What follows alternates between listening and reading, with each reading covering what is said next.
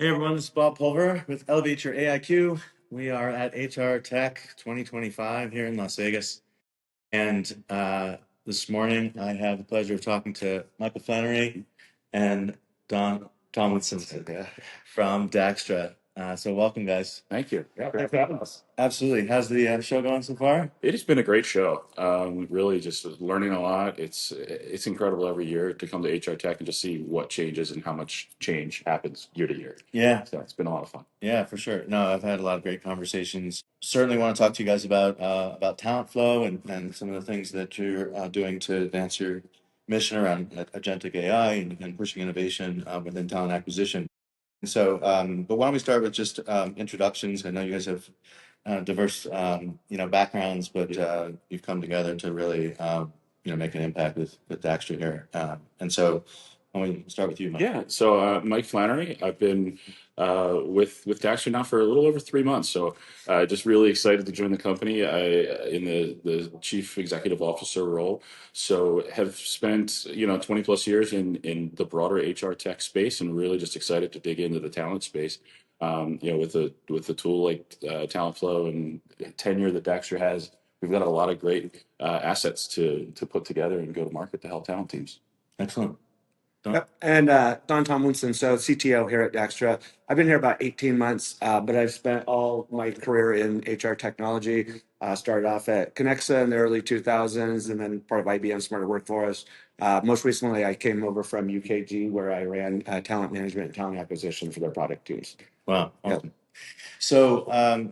So I guess one of the things I wanted to ask about is, Michael, you have this background in customer success and customer experience and things like that. So I guess maybe you could just talk a little bit about how that sort of informed your philosophy about how you think about the intersection of humans and human capability and behaviors and things like that with this very disruptive wave of technology scene. Yeah, great question. Yes, as you mentioned, my background has always been in customer success, operations, implementation, service support, and all in the HR tech space. So I've gotten to know the HR buyer really well, and it's a tough job. HR practitioners have a really, really tough job. So what I love about stepping into Daxtra is how do we take a tool set that can really add value and create and put time back into the HR practitioners' lives. Whether that's your talent team, your HR leader. If you're sourcing candidates, you're trying to bring in the best talent you can. You need tooling. And with a wave of new tools and upstarts, and how much disruption there is in the talent space, what really drew me to Daxtra was the long tenured history. We've been in business over 22 years. We started out in resume parsing, have evolved and grown the business from ground up. So in a very disruptive place where you're not sure who and what you can trust, I wanted to get behind a brand and a company that's been around. Excellent. And Don, what about you? I mean, your technical, background. I'm curious, your impressions of the tech stack that you inherited and the architecture there, and how you have been moving forward. Because I feel like, to your point about the history of Daxtra, there's been tremendous growth in your solutions in the platform over the last, say 2+ years. So maybe you could talk a little bit about that. Yeah. So, you know what excited me about Daxtra and the platform is really the data. Behind the scenes, we parse 120 million resumes a month. We probably parse over 100,000 job descriptions. So you start to think about 120 million resumes and over 100,000 job descriptions, what kind of data that we are placing our AI on top of.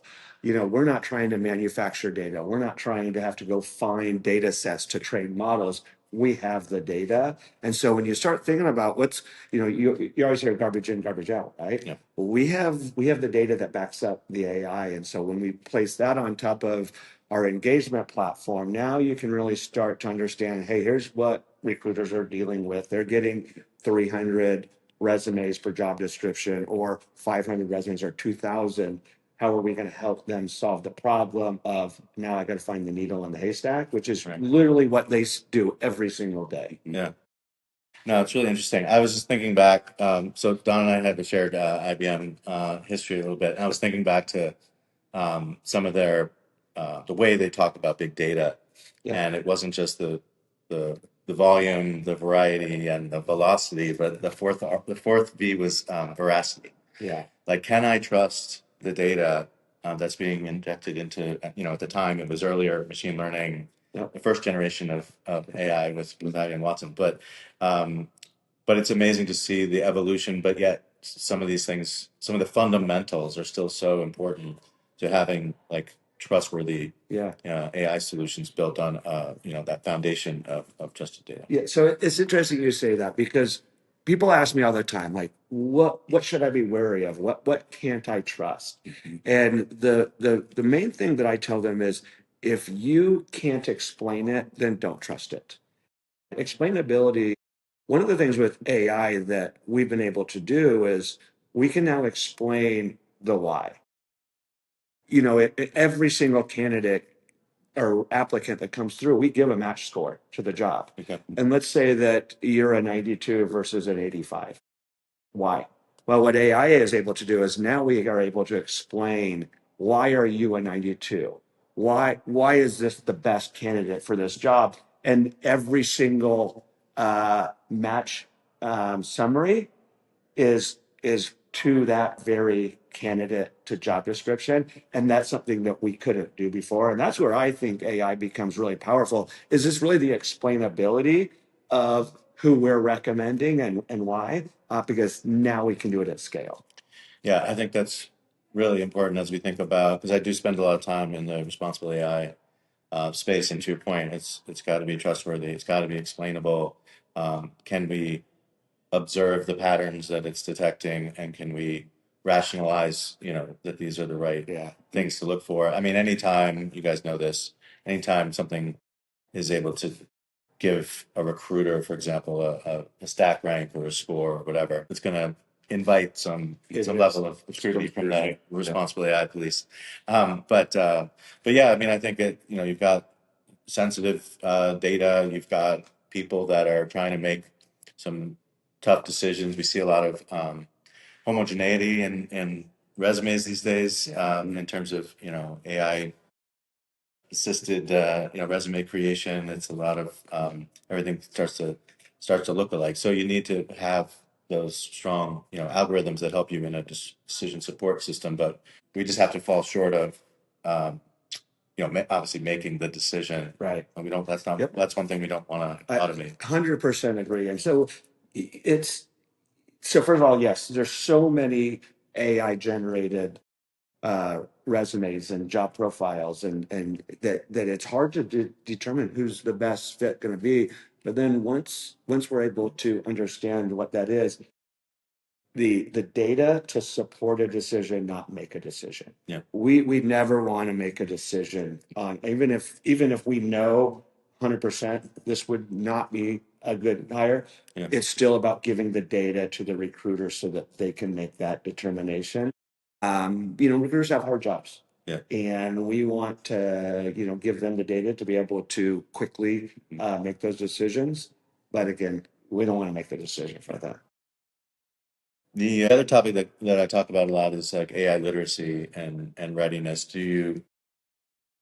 you just have like, what's your level of appreciation for AI? Is it just ChatGPT is AI to you, or do you think about broader ways to improve the effectiveness of a team, of an organization? And I feel like we're still early days. Yeah. of that sort of maturity curve. I guess I'm curious on the recruiter side.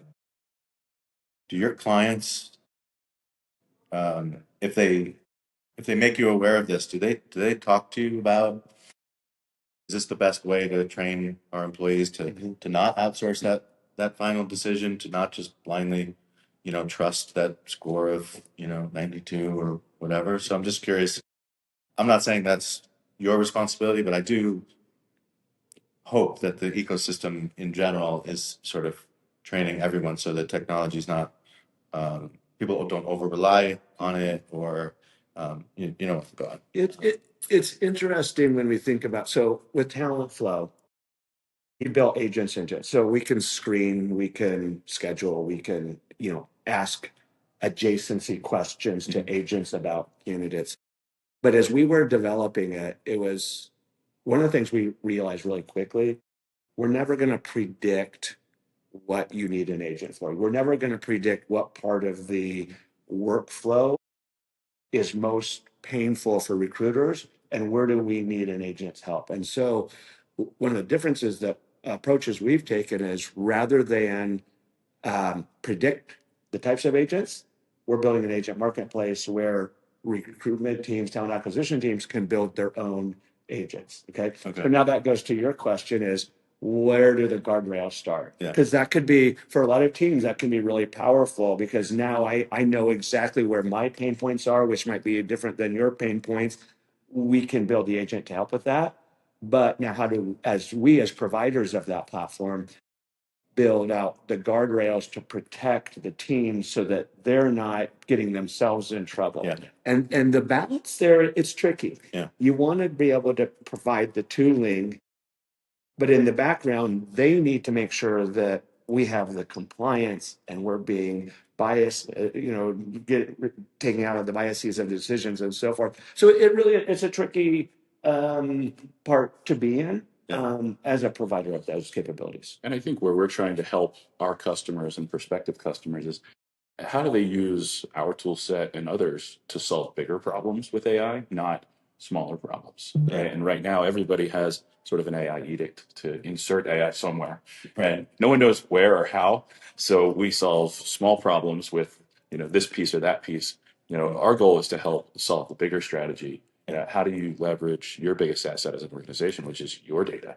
Right? How do you take all the disparate data that's sitting in different parts of your organization and bring that together to solve big problems with AI? So we're trying to help customers understand that big picture as well, which plays right into that agent marketplace and giving them some power and tooling. But again, how do we put the guardrails up? This is where we're obviously working through it. Yeah, no, I think that's great. I think we all have a role to play and make sure that people are using these in constructive ways. They're it is an important decision support tool. You got this, huge volumes of candidates, some of which may not even be real candidates. That's a whole nother issue. Actually, while we're on that subject, is there anything like when you ingest like that data? I guess it could be a job description. It could be a resume. I mean, both could technically be a ghost. Yes. Representation of a job or a candidate.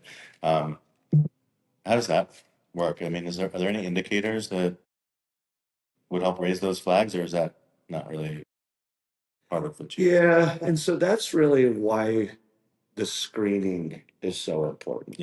So, and it's interesting the way in which, the screening is conducted over SMS or WhatsApp. And so if we find that this is a potential match, then we'll reach out to those individuals and start to vet them. Mhm. And that's probably the first area where we really start to understand, okay, is this a bot? Is this a really real individual? Are we getting, 18 resumes from the exact same IP address that look a little bit different? And so we are starting to use intelligence to find those. And then we're using the screening agents to be able to start to vet out those individuals so that we know when we get to the first interview, we're dealing with a real person. Okay. With our screening agent, so we may ask you 9 questions, but then we deliver that back over to the recruiter, and that's an opportunity for us to ask do any type of follow-on or just curveball question. Right. And so it's interesting the way in which we can pair screening and messaging to really find out who's real and who's not.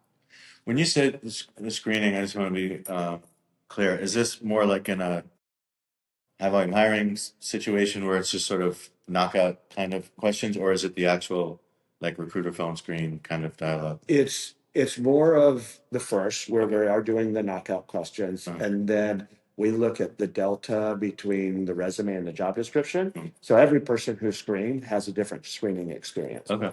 Now, anything that we have to learn, can you lift 50 pounds? Do you have a CDL or do you have a nursing license? Those we'll ask to every candidate. Yeah. And then it becomes dynamic where we're now trying to find the best fit based off of where your strengths are and the gaps in your resume. Got it. We're currently helping customers who both serve high volume hiring as well as more specialized hiring. So Right. the tool set is really geared towards supporting both, and that's where that dynamic capability comes in. Yeah.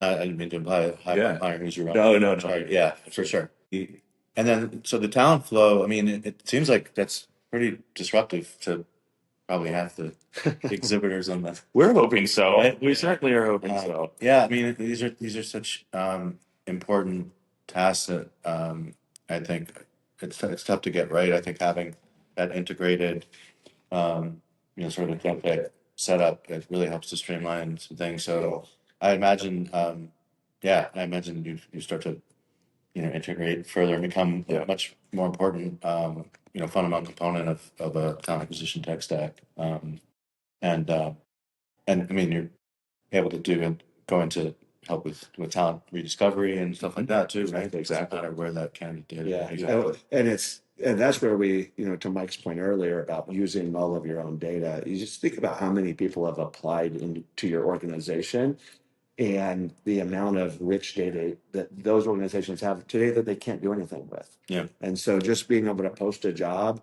and immediately finding out that you have 35 previous applicants that would be perfect for this job that have already shown interest in your company, and being able to surface those to the recruiters minutes after a job posting.